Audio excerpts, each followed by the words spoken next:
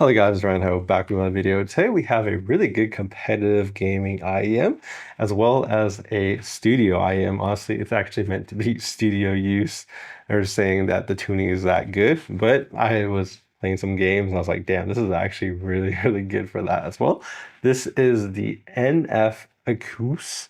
I think they used to be called NF Audio, but this is their NM20. It's actually an improvement over their original NM2 Plus, and this one basically just has more bass, but this has some other design changes as well. So this thing actually has a beryllium coated driver. So beryllium is a really hard but lightweight metal, and it's really good for basically getting all the detail out of your driver because it kind of prevents it from kind of having too much kind of distortion and stuff like that because of it's a harder material than traditional drivers. So it has a really, really nice and detailed driver. That's one of the things that stand out to me.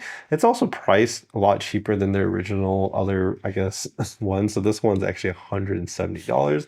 This one is around 110, 120. So they definitely cut the price point, but the tuning is actually more bassy. So it's a lot more fun sounding rather than a kind of more flat sound they had previously.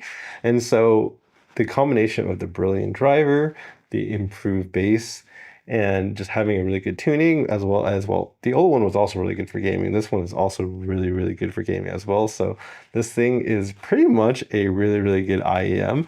And yeah, let's kind of go into details about it because it's really cool. And then there's also a second IEM that I want to talk about. So we have this is the CCZ Solo DC02, which is this box right here. It's a pretty much budget IM. I don't know. They're selling it for like $30 with a 50% coupon, so it's basically $15. I'm not sure if it's just like a marketing tactic, but I guess it's a $15 IEM.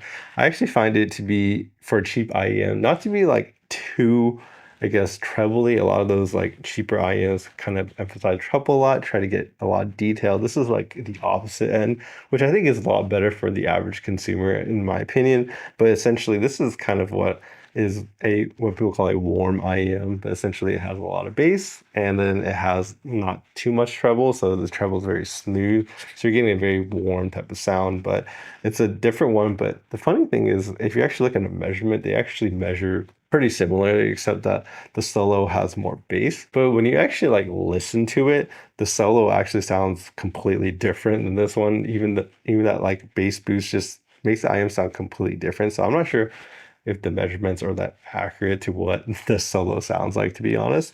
But yeah, let's kind of delve into the details on this one.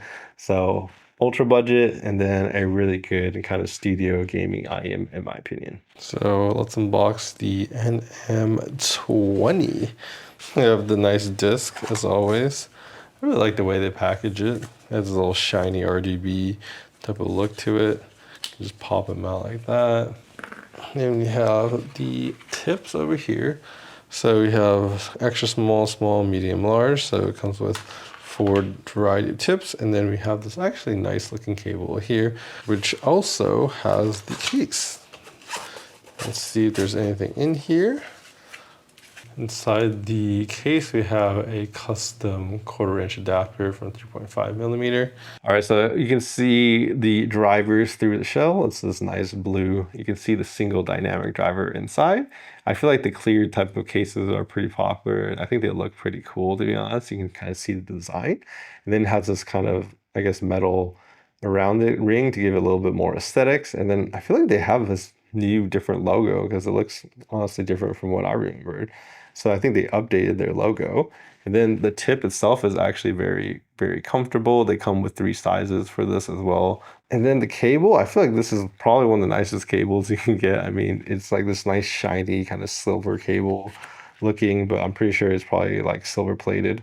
And then copper on the inside. And then we have a 3.5 millimeter with their custom kind of naming on the cable. So that's kind of cool. But yeah, this is a pretty comfortable IM. It's very small shape-wise. Like you can see that it doesn't really take up that much space. It fits really well and kind of deep into your ear. It has a little nice kind of extension right here. So fit-wise, I had no issues. It can easily fit in there. And then on the opposite end, I guess, we have the ultra budget, right? So this is the $15 IM, the DC02. It has this like, I guess, metal type of shell, which is pretty interesting, or some type of magnesium. So it has this kind of, I guess, metal shell right here. And then it's also this black transparent, you can see through it. But an interesting design change is actually that this right here actually is made of a soft plastic right here. And it's actually very comfortable. This is a different design I haven't really seen many people do. And so it's kind of like a transparent plus an extra comfort groove. I think that's a very thoughtful type of design. I haven't really seen that in many IMs, especially for something this cheap. They actually added, an extra design to make it more comfortable. I feel like that is really, really cool. It's a very kind of standout. And then, of course, the tips, they have a small, medium, and large, and I'm using the medium as well. So they, both only come with one pair of tips, but it's kind of cool. And you can also just see through the tip through the actual kind of filter into the driver. It's pretty cool, honestly. But, I feel like CCZ is just one of those companies that can just, honestly, they make so many IMs and they sell them for so just like affordable prices that they can do a lot with the IMs, can bring a lot of value. And so I feel like this IM does bring a lot of value for $15. Like I live in LA, that's like the price of lunch here, which is kind of sad that you can buy this for. And yeah, so the build is not too bad. The cable itself is actually surprisingly malleable and kind of thin, so it's pretty good and it's quite lightweight. So yeah, I would say overall for $15, it does look pretty nice. All right, so let's talk about sound. So honestly, the sound of this is it has a nice little bass boost on there. It's not too crazy. You get a nice kind of bass that enters the sound when you need it. And I find it very well controlled, very fast, very tight. You hear a lot of deep bass as well. I feel like the bass is one of the good parts about this. And it's because it's a dynamic driver too. I feel like the bass plays really well. And then when you move to kind of the, I guess, well, the sub bass as well, you definitely have a good sub bass with this. You definitely can hear the deep sub bass. So I feel like that's another place. But the other thing that's kind of interesting about this driver is also, like I said, this is a Berylium driver. This thing sounds honestly very, very detailed, very clear sounding. I mean, in comparison to the Solo, which is $15, it easily just outperforms it in the detail category. I mean, you can also tell in the kind of the way the treble is presented. This one has a lot more treble. This one's a little bit more rolled off. And you can see just how much more clear sounding it is. Honestly, like you look at a measurement graph, they look kind of similar in the way they're kind of tuned in the mid range and tuned in the treble, but like this one comes across just completely just much more clear sounding. It's kind of night and day difference. The actual, technical performance, I guess, of the driver is, very, very impressive, way beyond this one, honestly. And then we talked about the mid range. So this is the part where I feel like their older designs I listened to, it felt like the mid range was, left a little behind. I feel like that they kind of fixed that a little bit. The mid range sounds really present, very good. I honestly think it's really, honestly well tuned, like I said. It's still maybe slightly laid back a little bit, just ever so slightly. And then they had like a kind of the emphasis in their what people call like the upper mid range, but that's essentially where a lot of the vocals are.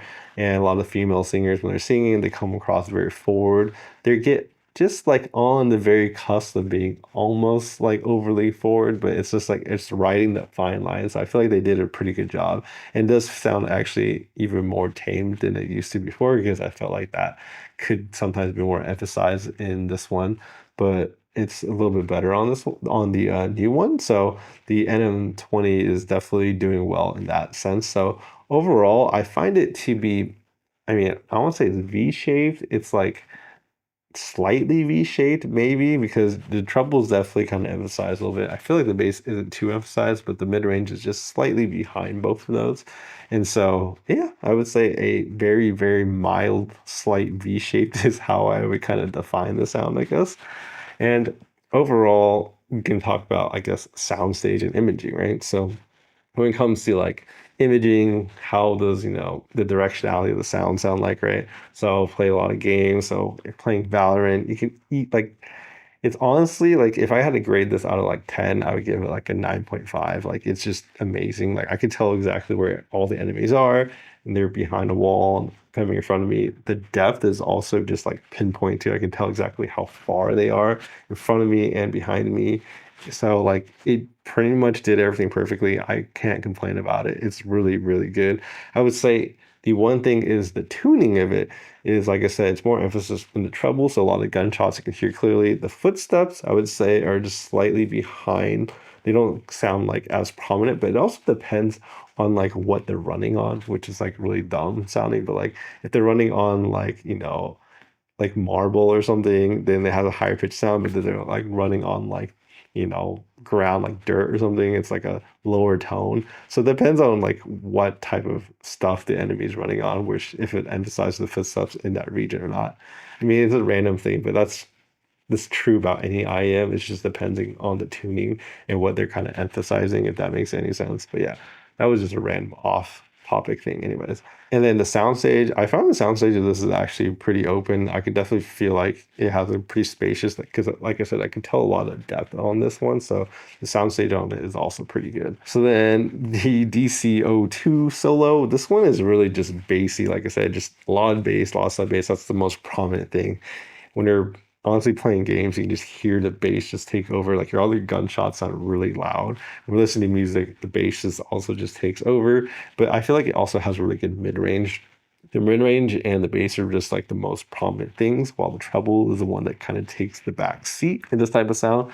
And I feel like this thing kind of would be, I would say, HBB type of tuning, if you know what that means, but it basically just means it's a nice warm sound signature that I think a lot of people enjoy. If you like a lot of bass, I feel like a lot of the cheaper stuff is just kind of tuned this way. A lot of bass, not a lot of everything else, but very bassy, a lot of mid range, very good. And yeah, that kind of wraps it up. So if you're interested in a good competitive gaming, good studio, Berylium driver, type of IM, I think this one is really, really good. The NM20 is the one I would pick.